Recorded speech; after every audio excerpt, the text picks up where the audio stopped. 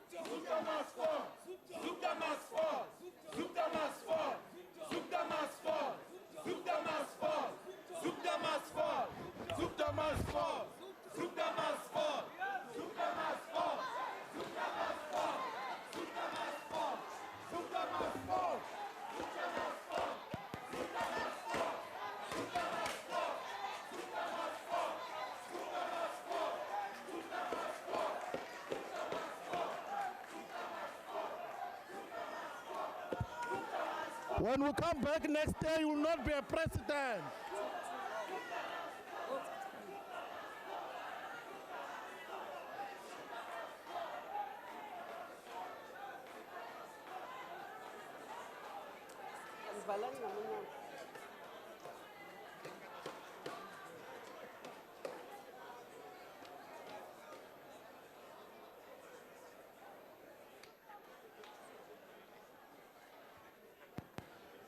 The Honorable the President.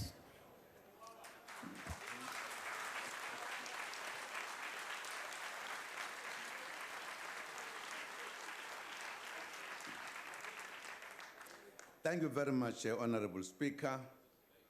Let me proceed where I was. We also salute the class of 1976 for their bravery in standing up against the brutal apartheid regime.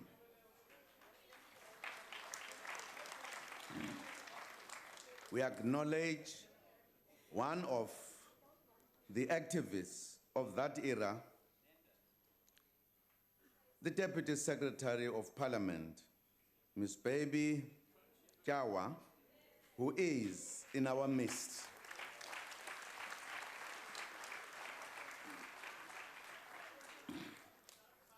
This year, we also mark 30 years since the ambush and brutal killing of the Guguletu 7 by the apartheid police in March 1986.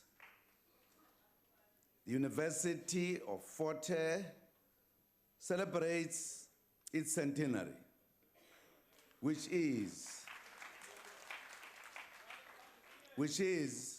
a critical milestone in the liberation history of not only our country, but the continent. The national celebrations will take place on the 20th of May. Let me, in that context, recognize Umtwana Ogapindangene, the leader of the IFP, who is a former student of the university.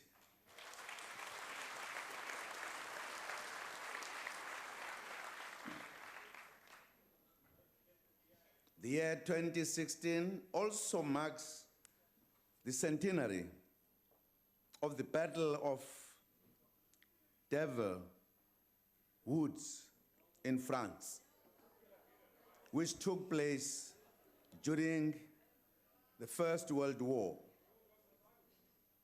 Scores of soldiers died there, including black soldiers who fought in the war and were treated badly due to the color of their skins, including separate burials and in separate places. A memorial that will restore their dignity and humanity is scheduled to be unveiled in July this year in France.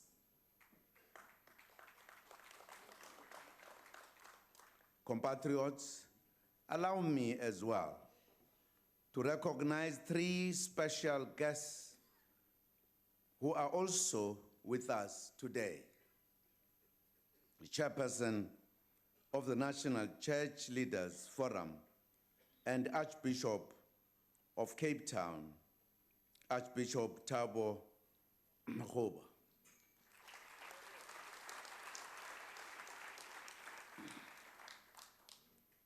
Archbishop Daniel Matebesi, the president of the National Interfaith Council of South Africa.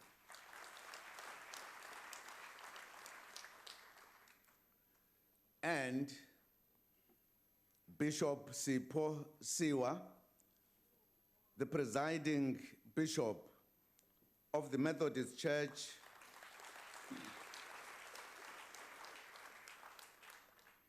of Southern Africa, and the president of the South African Council of Churches. Madam Speaker and Madam Chairperson, A resilient and fast-growing economy is at the heart of our radical economic transformation agenda and our national development plan. When the economy grows fast, it delivers jobs, workers earn wages, and businesses make profits. The tax base expands and allows government to increase the social wage and provide education, health, social grants, housing, and free basic services faster and in a more sustainable manner. Our economy has been facing difficulties since the financial crisis in 2008. We embarked on an aggressive infrastructure development program to stimulate growth. Our reality right now is that global growth still remains muted. Financial markets have become volatile. Currencies of emerging markets have become weak and they fluctuate widely. The prices of gold, platinum, coal, and other minerals that we sell to the rest of the world have dropped significantly and continue to be low. The economies of two of our partners in BRICS, Brazil and Russia, are expected to contract this year. The third, China, will not register the kind of robust growth that it is known for. Because our economy is relatively small and open, it is affected by all of these developments. Our economy is also affected by domestic factors such as the electricity constraints and industrial relations, which are sometimes unstable. The IMF and the World Bank predict that the South African economy will grow by less than 1% this year. The lower economic growth outcomes and outlook suggest that revenue collection will be lower than previously expected. Importantly, our country seems to be at risk of losing its investment grade status from ratings agencies. If that happens, it will become more expensive for us to borrow money from abroad to finance our programs of building better life for all, especially the poor. The situation requires an effective turnaround plan from us. It is about doing things differently and also acting on what may not have been acted upon quickly before. I will share a few points that we believe would make a difference. First, our country remains an attractive investment destination. It may face challenges, but its positive attributes far outweigh those challenges. We must continue to market the country as a preferred destination for investment. This requires a common narrative from all of us as business, labor, and government. If there are any disagreements or problems between us, we should solve them before they escalate. This is necessary for the common good of our country. We have heard fruitful meetings with business, including the high-level meeting with CEOs on Tuesday this week. We have heard the suggestions from business community on how we can turn the situation around and put the economy back on a growth path. We have heard the points about the need to create the correct investment support infrastructure. Government is developing a one-stop shop Invest South Africa initiative to signal that South Africa is truly open for business. We will fast-track the implementation of this service in partnership with the private sector. Such an initiative requires that government removes the red tape and reviews any legislative and regulatory blockages. We have established an interministerial committee on investment promotion, which will ensure the success of investment promotion initiatives. Compatriots, we have heard the concerns raised about the performance of state-owned enterprises and companies. Many of our SOEs are performing well. Sandral has built some of the best roads in Gauteng.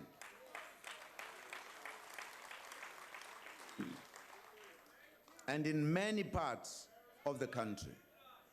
These make us the envy of many parts around the globe. The Trans-Caledon Tunnel Authority has constructed dams of varied capabilities and capacities, thus making it possible for our people to have access to safe drinking water.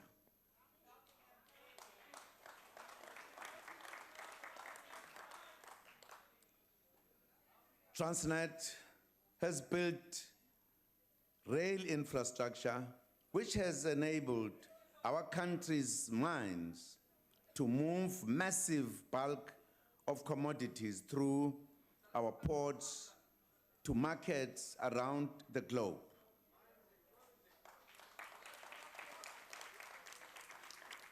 Eskom, in spite of the challenges, still manages to keep the economy going against all odds.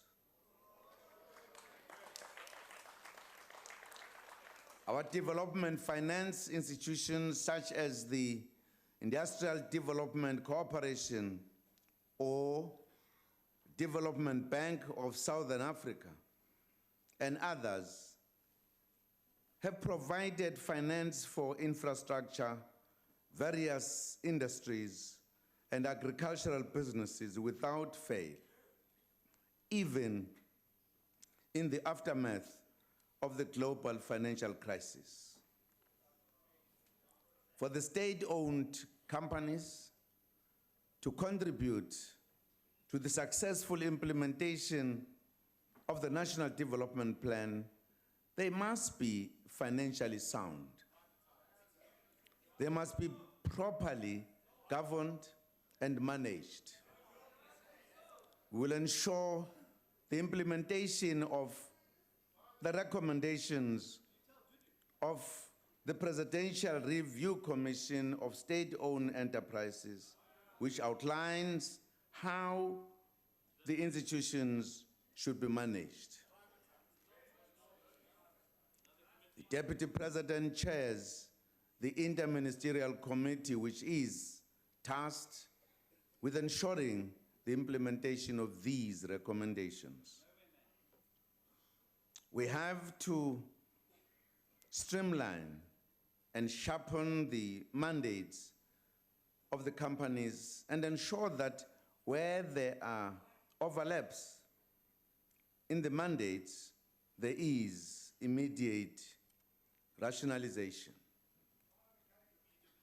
Those companies that are no longer relevant to our development agenda will be phased out.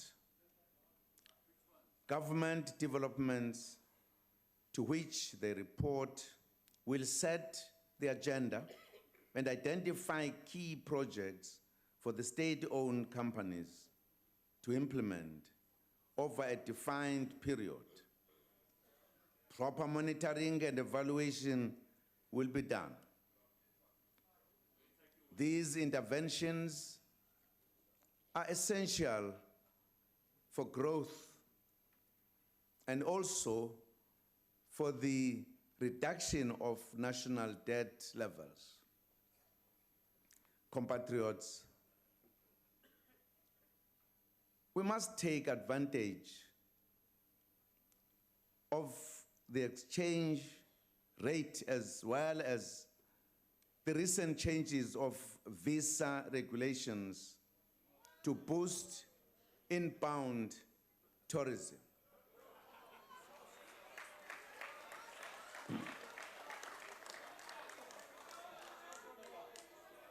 South Africa's tourism will invest 100 million rand a year to promote domestic tourism, encouraging South Africans to tour their country.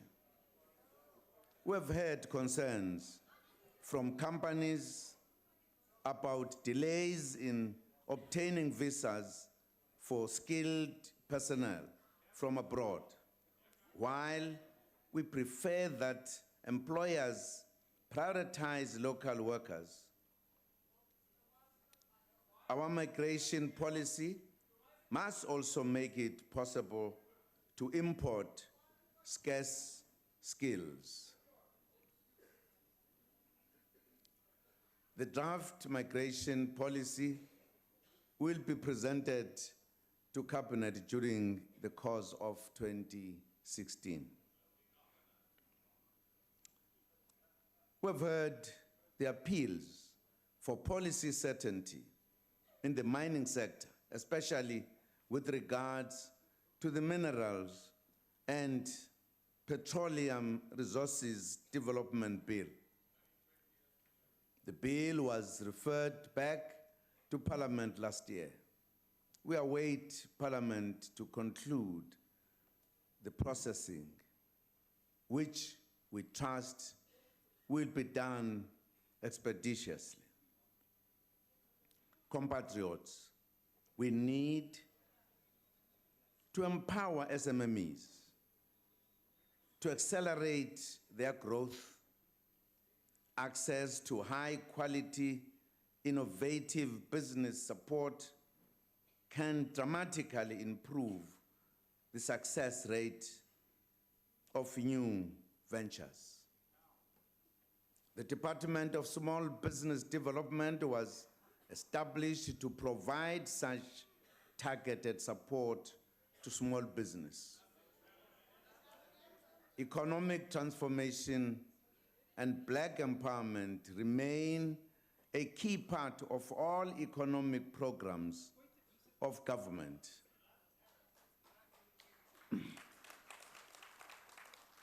One of our new interventions is the Black Industrialist Scheme, which has been launched to promote the participation of Black entrepreneurs in manufacturing.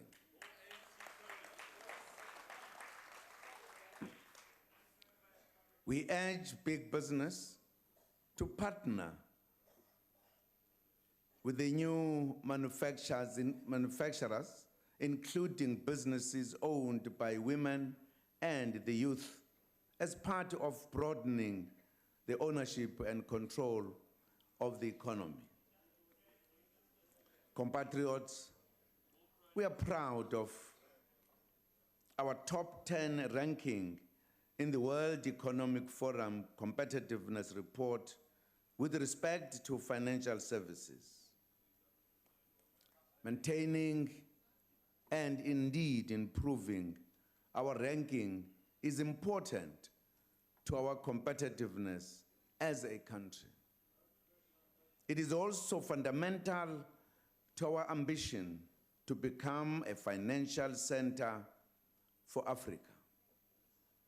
The banks, through the Banking Association of South Africa, are to launch a project aimed at establishing a center of excellence for financial services and leadership training.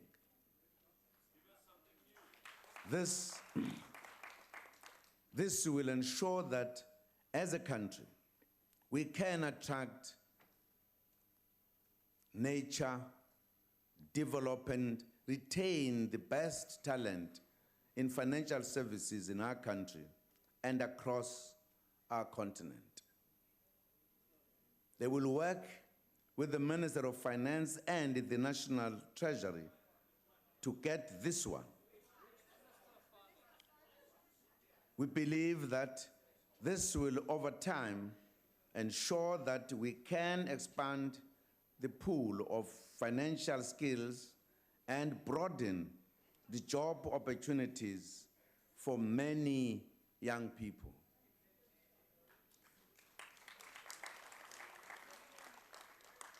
This strategic project from the banking sector is a positive and encouraging outcome of our engagement with business this week. Together, we move South Africa forward.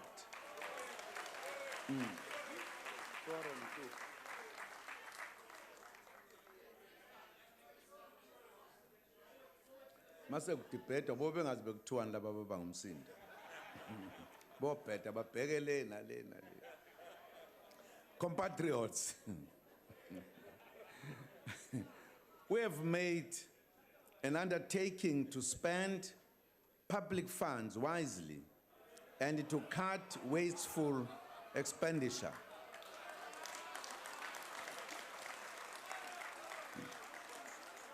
But without compromising on the core business of government and the provision of services to our people. In 2013, the Minister of Finance announced a number of cost containment measures.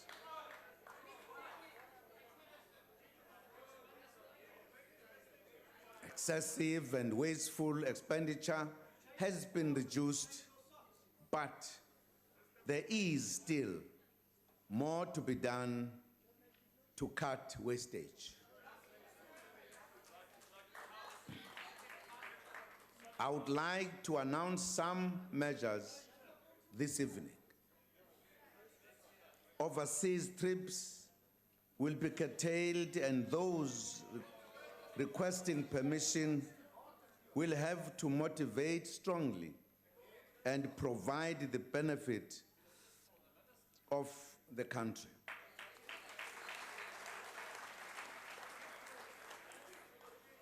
The sizes of delegations will be greatly reduced and standardized.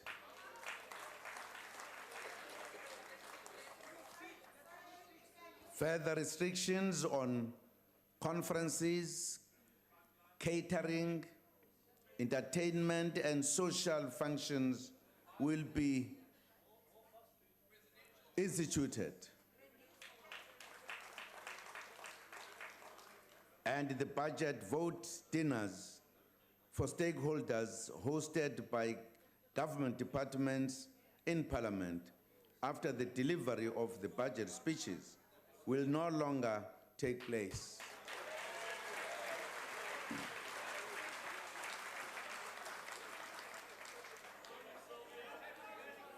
The Minister of Finance will announce more measures and further details in the budget vote speech on the 24th of February. Order, members. Don't drown the speaker on the podium. They've been just saying the people are listening in the country. And let the people listen. Bazwa kahle bandla. The executive management and boards of public agencies and state-owned companies must undertake similar measures.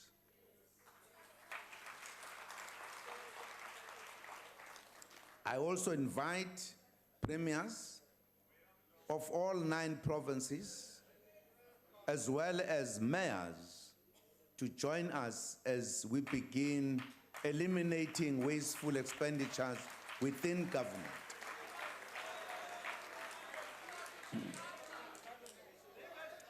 I trust that Parliament and the judiciary will also be persuaded to consider the implementation of similar measures.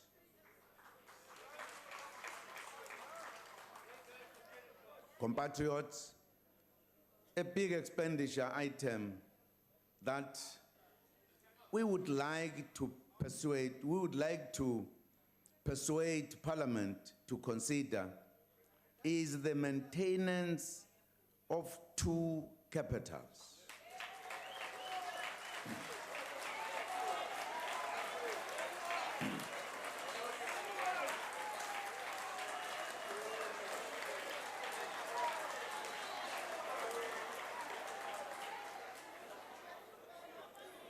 Pretoria as the administrative one and Cape Town as the legislative capital.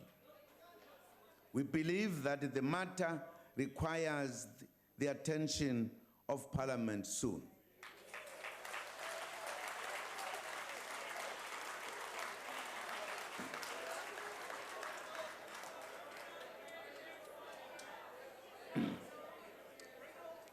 The executive has looked into this matter, and the cost is too big to be maintained. Because it means,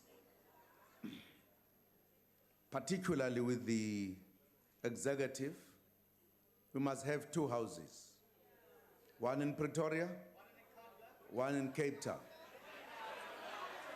Must have 2 cars, one in Pretoria, one in Cape Town. You must have a number of officials traveling up and down, and because they've got no infrastructure, using the hotels. This is a matter to be considered on an urgent basis if we are to save costs.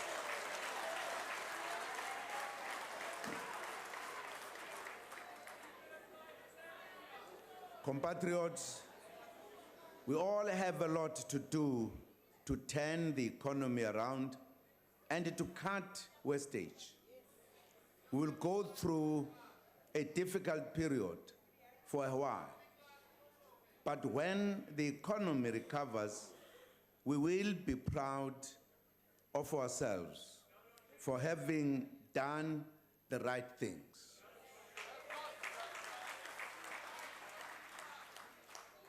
Compatriots, I would now like to report back on the undertakings made last year During the State of the Nation address in February 2015, I announced the 9-point plan to respond to sluggish growth. The 9-point plan consists of revitalization of the agriculture and agro-processing value chain, advancing beneficiation, adding value to our mineral wealth, more effective implementation of a higher impact industrial policy action plan, unlocking the potential of SMME cooperative, township, and rural enterprises, resolving the energy challenges, stabilizing the labor market, scaling up private sector investment, growing the ocean economy, cross-cutting areas to reform, boost, and diversify the economy, science and technology and innovation, water and sanitation, transport, infrastructure, broadband rollout, state-owned enterprises. We have made significant progress in the implementation of the plan.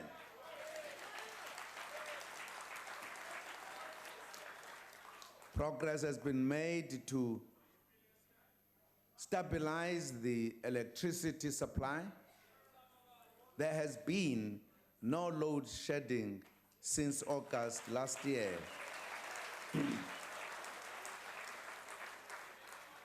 Which has brought relief for both households and industry alike. Government has invested 83 billion rand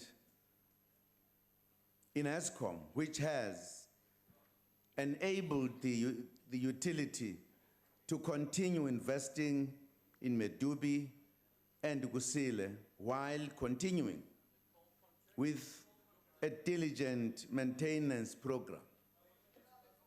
Additional units from Ingula Power Station will be connected in 2017, even though some of them will begin synchronization this year.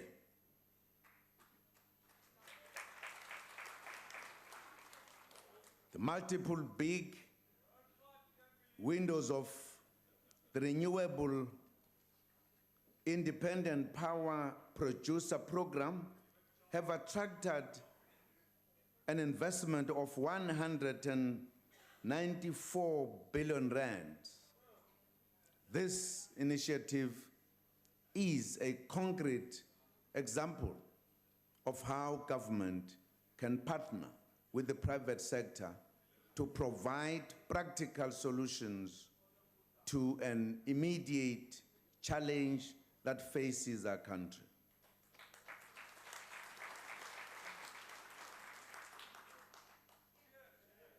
Cheers. Got neat.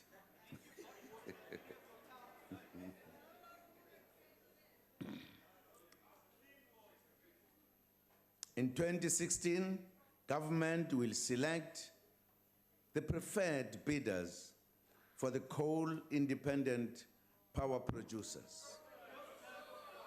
Requests for proposals will also be issued for the first windows of gas to power bids. The nuclear energy expansion program remains part of the future energy mix. Our plan is to introduce 9,600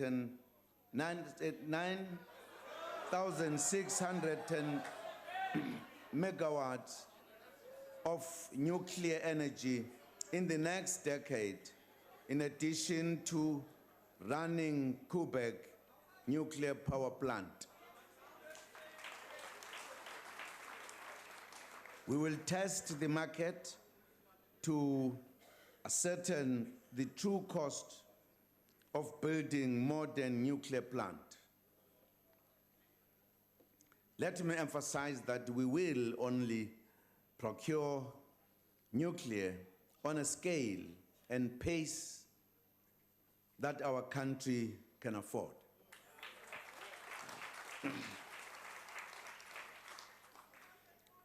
Compatriots, our government, through the Department of Trade and Industry, introduced a number of initiatives in the past few years to boost investments in the manufacturing sectors, especially textile, leather, and the automotive sector. Progress has been made in these sectors. The incentives for the automotive sector have attracted investments of over 25 billion rand over the last 5 years. We welcome key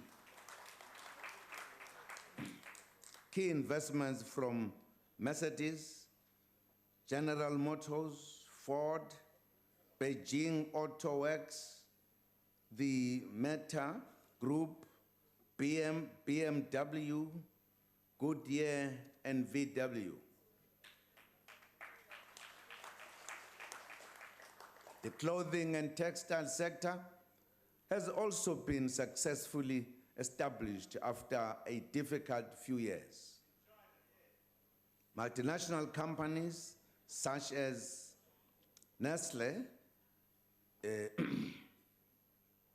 Unilever, Samsung, and Hensese have also affirmed South Africa as a regional infrastructure hub. They have retained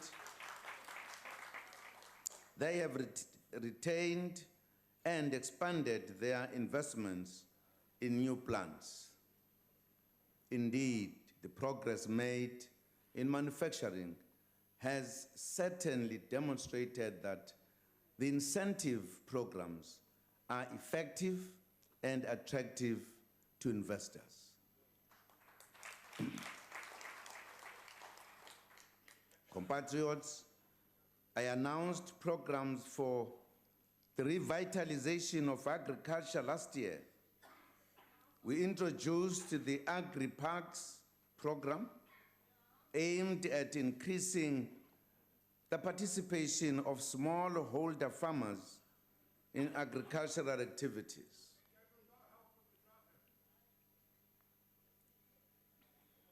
Construction has begun in at least 5 spring parks, which are West Rand in Gauteng, Springbok Pan in Northwest, Wilsberg in Western Cape, Ngocha in the Eastern Cape, and Inkangala in Mpumalanga. The agricultural program must empower women farmers as well. Allow me to introduce the winner of the Female Entrepreneur of the Year 2015, Miss Julia Shungube from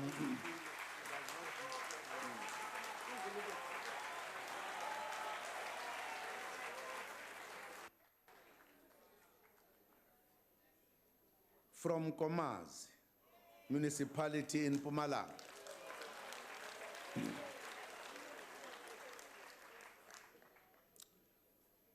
She has succeeded, having come from the security sector. She has been working as a security. and in the process of her working as a security, started farming. And that activity led her to become the best young farmer in South Africa. Well done.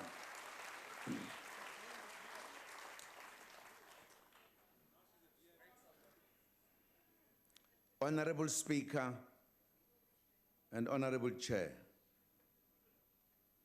land reform remains an important factor as we pursue transformation. I spoke about the 50-50 policy framework last year, which proposes relative rights for people who live and work on farms. 27 proposals have been received from commercial farmers, and 4 are being implemented in the Eastern Cape and the Free State.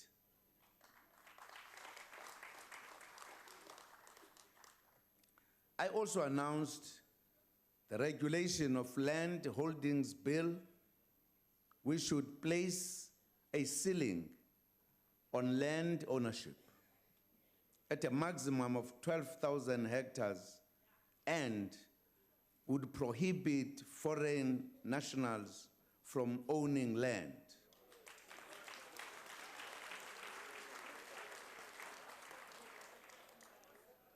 They would be eligible for long-term leases. The draft bill will be presented to Cabinet in the first semester of the year. We also announced the reopening of land claims for people who had missed the 1998 deadline. The number of new land claims that have been lodged stood at close to 120,000 as of December last year. Compatriots, as we are aware, 5 provinces have been seriously affected by the drought, namely Northwest, KwaZulu-Natal, Free State, Limpopo, and Mpumalanga. Government provides relief to affected communities. Isomiso sixakile impela bakwethu ezifundazweni eziningi. Imfuyo iyafa kanti nezolimo zisele emuva. Isikhathi esinzima lesi ikakhulu kubalimi nakubo bonke abantu basemakhaya. Uhulumeni uzoqhubeka nokuxhasa abalimi kanye nokusiza imphakathi ngezimoto ezithwala amanzi. Let me take this opportunity to commend the civil society initiative, Operation Hydrate.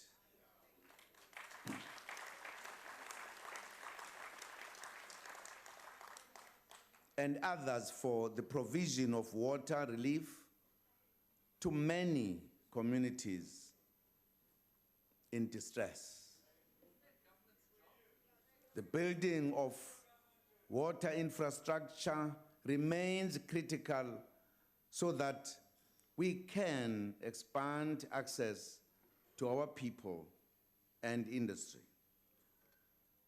The first phase of the Mokolo and Crocodile water augmentation project in Lephalale area in Limpopo is fully operational.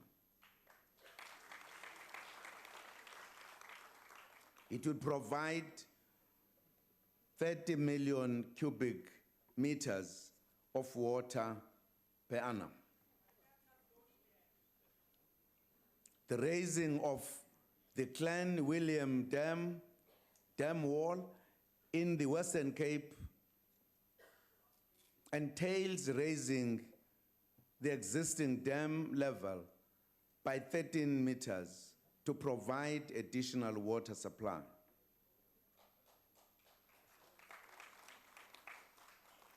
To curb water wastage, the Department of Water and Sanitation has begun its program of training 15,000 young people as artisans.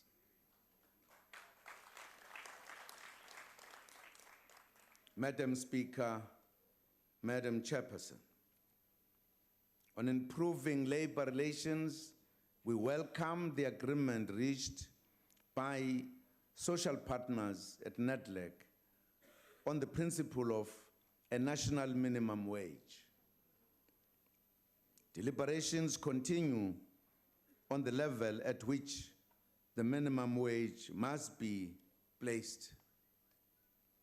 It is important to emphasize that the national minimum wage should be implemented in a manner that does not undermine employment creation, the thriving of small businesses, or sustained economic growth. We are also encouraged by reports from NEDLAC that a framework to stabilize the labor market by reducing the length of strikes and eliminating violence during strike action is being finalized.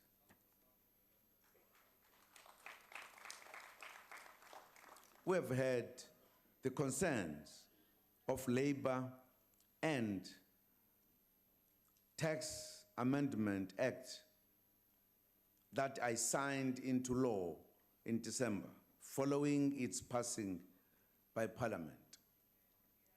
Government is in discussion with COSATU about the matter, and a solution is being sought.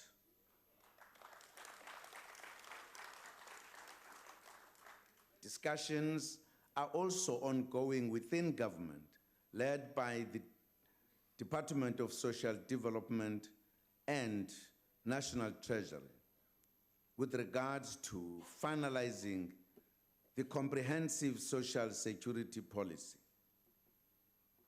Compatriots, only a few years ago, our mining sector was in turmoil, especially on the Platinum Belt. The situation has improved, and we commend business and labor for the progress made. Another positive development in the mining sector was the leaders' declaration to save jobs, which was signed by mining industry stakeholders in August 2015. We urge the parties to implement the agreement and to continue seeking ways of saving jobs. We appeal to business again that retrenchments should not be the first resort when they face difficulties.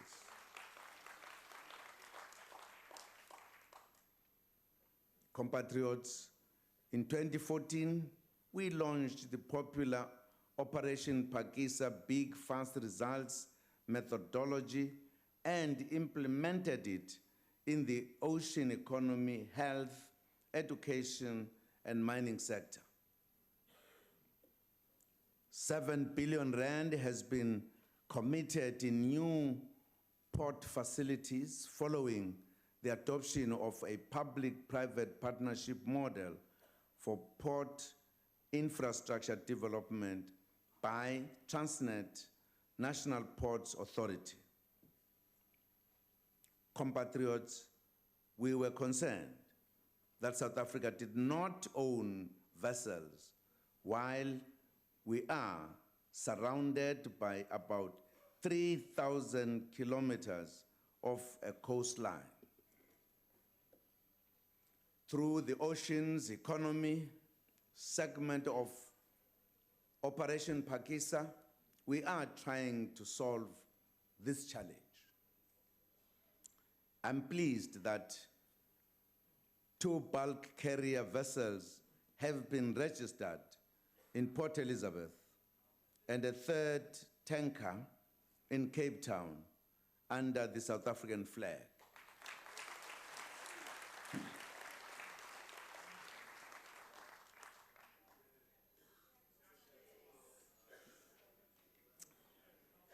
Cheers. Another positive Operation Pakisa development has been launched of the fuel storage facility here in Cape Town, bringing an investment of 660 million rand. Agriculture appears to be an important growth area within the oceans economy segment of Operation Pakisa. Close to 350,000 rand private sector investment has thus far been committed in the agricultural sector.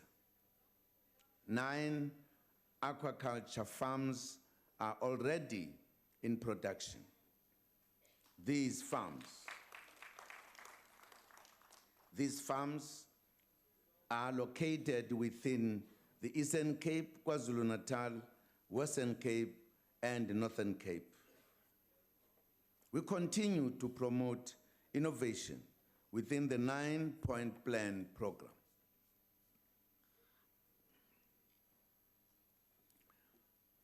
The Department of Science and Technology will finalize the Sovereign Innovation Fund, a public-private funding partnership aimed at commercializing innovations that are from ideas from the public and the private sector.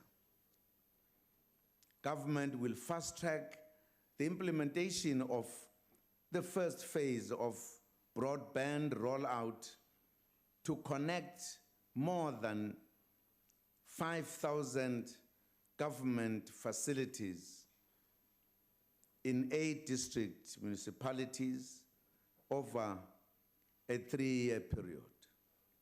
Funding to the tune of 740 million rand over a 3-year period has been allocated in this regard.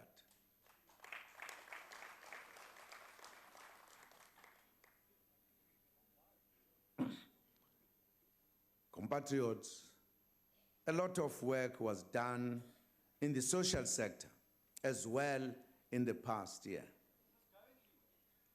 Government has responded to the financial shortfall arising from the 0% university fee increase, as agreed in meeting with students and vice chancellors last year. The Minister of Finance will provide the details of education shortfall funding in the budget speech. I have appointed a judicial commission of inquiry into higher education. We urge all stakeholders to cooperate with the commission and help ensure its success.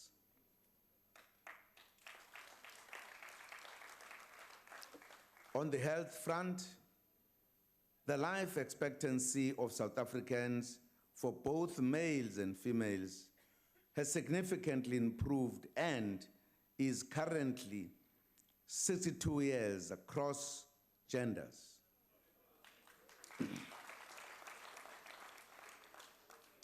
which is an increase of 8.5 years since 2005.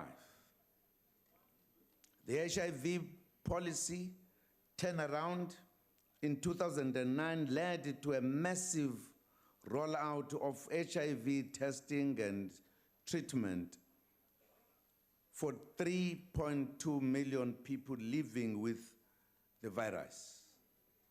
This has contributed immensely to healthier and longer lives for those infected. We acknowledge the contribution of partners in the South African National AIDS Council, which is chaired by the Deputy President. Our next step is to revive prevention campaigns, especially amongst the youth.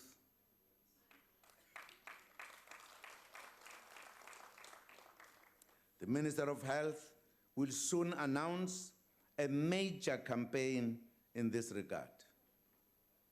I am also happy to announce that the state-owned pharmaceutical company, Ketlapile, has been established.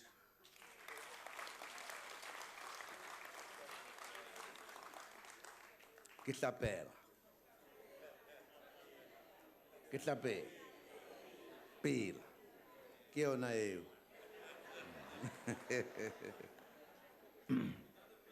The company will participate in the supply of antiretroviral drug to the Department of Health from the 2016 to 2017 financial year.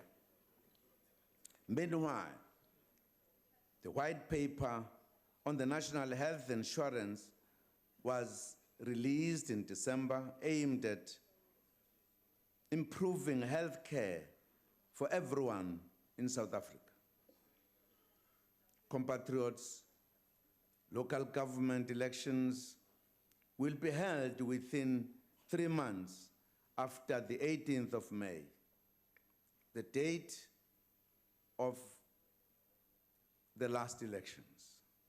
We urge all citizens who are over the age of 18 to register to vote during the first registration weekend, 5 and 6 March 2016. We urge the youth, in particular who are turning 18 years of age this year, to register in their numbers for this first ever opportunity to cast their votes. Our Back to Basics local government revitalization plan was launched in September 2014, and 2015 has been the year of intensive implementation of this program.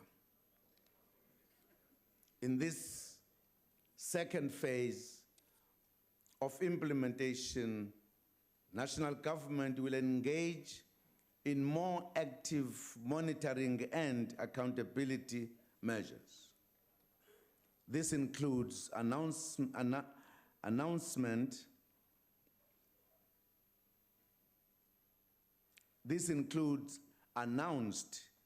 municipality visits, spot checks of supply chain management processes, the implementation of recommendations of a forensic report, site visits of municipal infrastructure grant-funded projects, and increased interventions to assist struggling municipalities.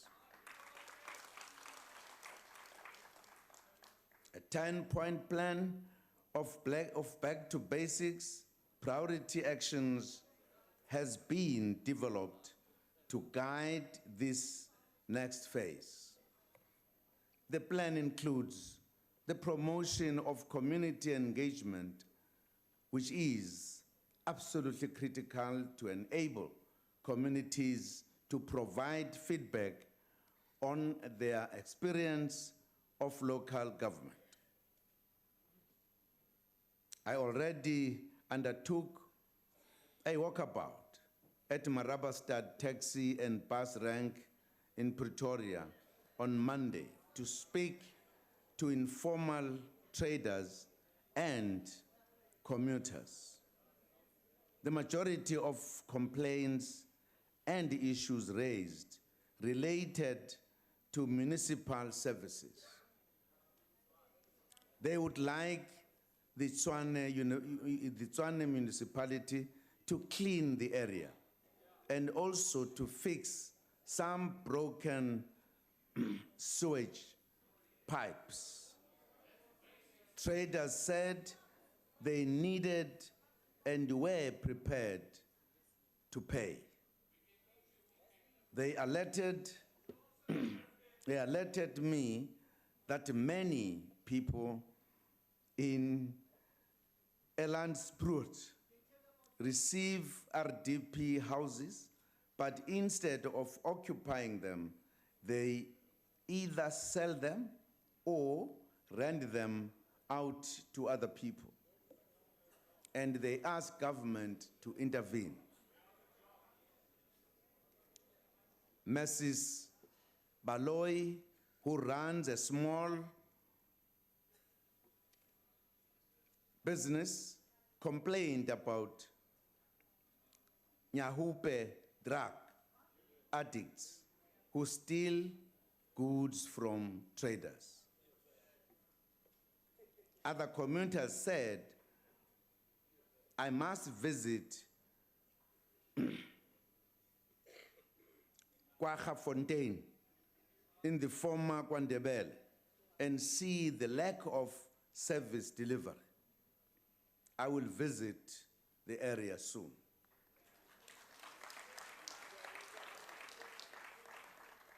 I was also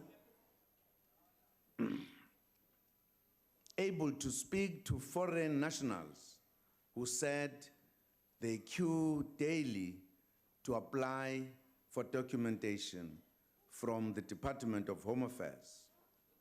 We will continue to visit communities to hear their concerns and suggestions. Issues raised during the visit will be followed up by the respective departments. In this instance, the head of the office at Marabastad of Home Affairs responded to all issues raised by the foreigners. It was clear that some of them did not understand the procedures, but of course, we also said there must be a communication between the office there to the people who are outside.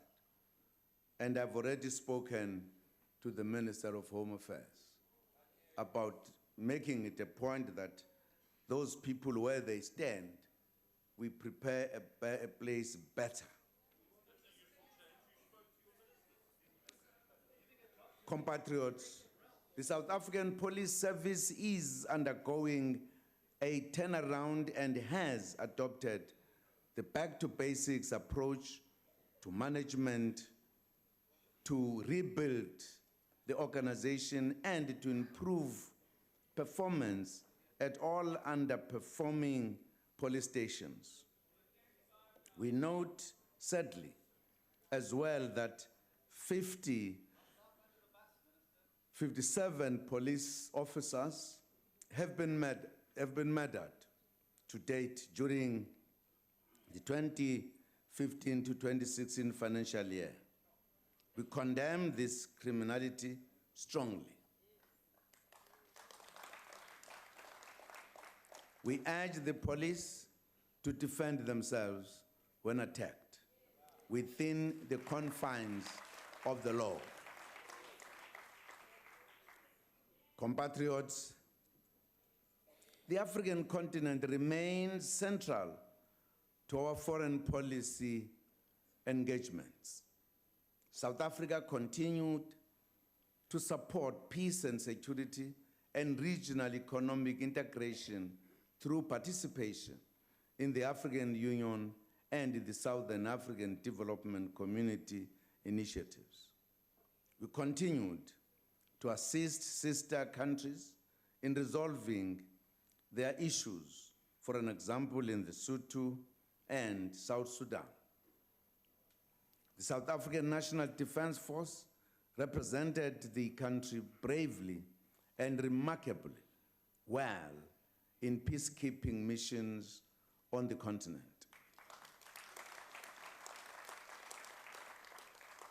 We are truly proud of our soldiers.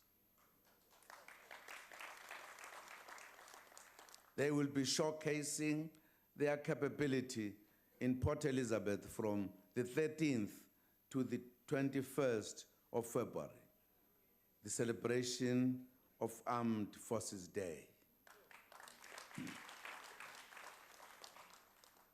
The agreement by BRICS nations of the new development bank, or BRICS Bank, came into force, and the bank is envisaged to approve its inaugural projects in April this year. We participated in the India-Africa Summit, as well as the Forum of Cooperation between Africa and China, as we strengthened these important partnerships. China announced investments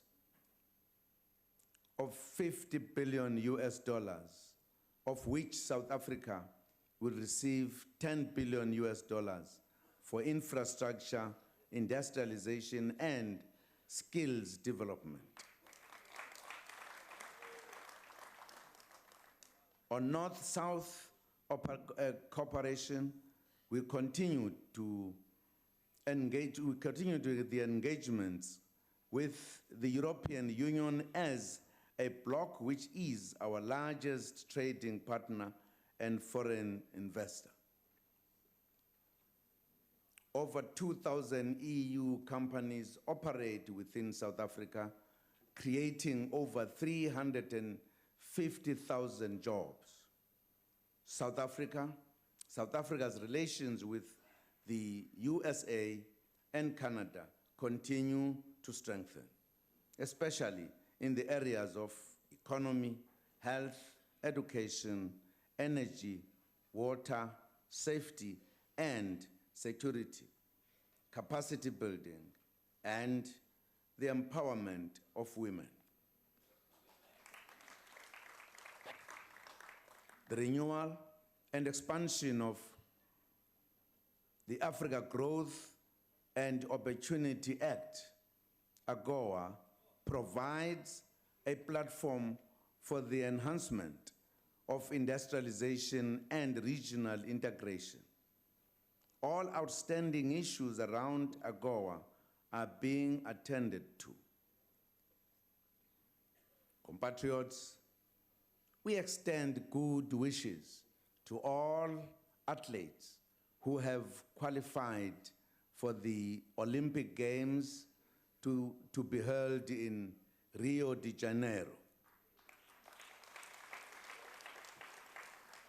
We encourage participation in several programs aimed at promoting health styles and nation building. These include the National Recreation Day, the Nelson Mandela Sports and Culture Day, the World Move for Health Day, the Golden Games, and the Andrew Mlangeni Golf Development Day.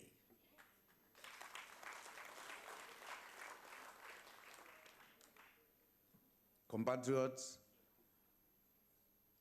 a committee has been established to coordinate the participation of our performing arts legends in nation-building activities in the country. The Living Legends Committee is chaired by playwright Mr. Welcome Somi, working with music icon Miss Le Tambulu, as Deputy Chair.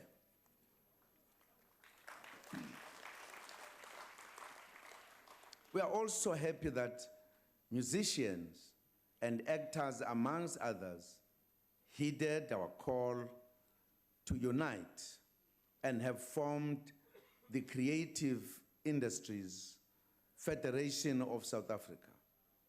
The presidency has established the Presidential Creative Industries Task Team to support our artists.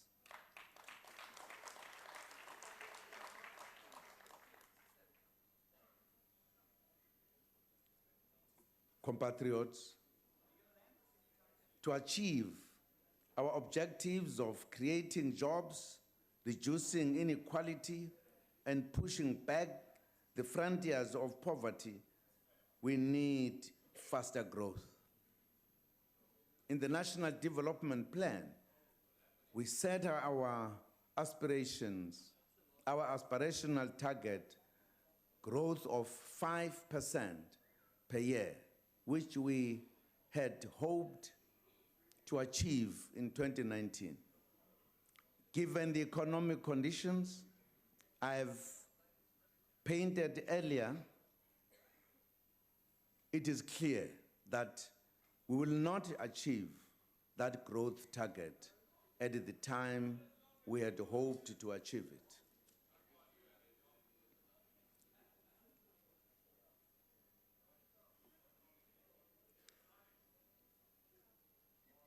Though the touch of global and domestic conditions should propel us to redouble our efforts, working together as all sectors.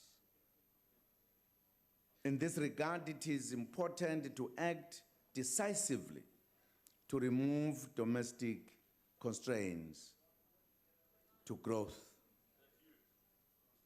We cannot change the global economic conditions, but we can do a lot to change the local conditions.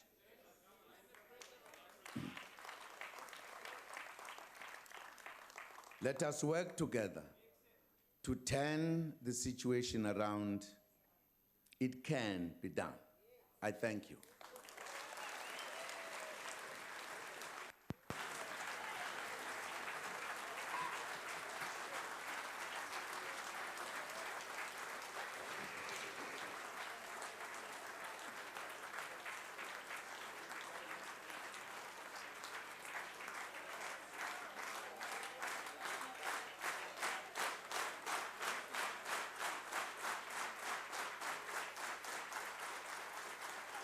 Thank you, Mr. President. Order. After I have adjourned the joint sitting, members and guests should please remain at their places until the procession has left the chamber. The guests in the gallery should remain seated until the ushers indicate that the doors are open. The procession will leave the chamber in this manner. It will be led by the Sergeant-at-Arms, the Speaker of the National Assembly, the Chairperson of the National Council of Provinces, the President, the Deputy Speaker of the National Assembly, the Deputy Chairperson of the National Council of Provinces, the Deputy President, the Secretary to Parliament. This concludes the business of the day. This joint sitting is adjourned.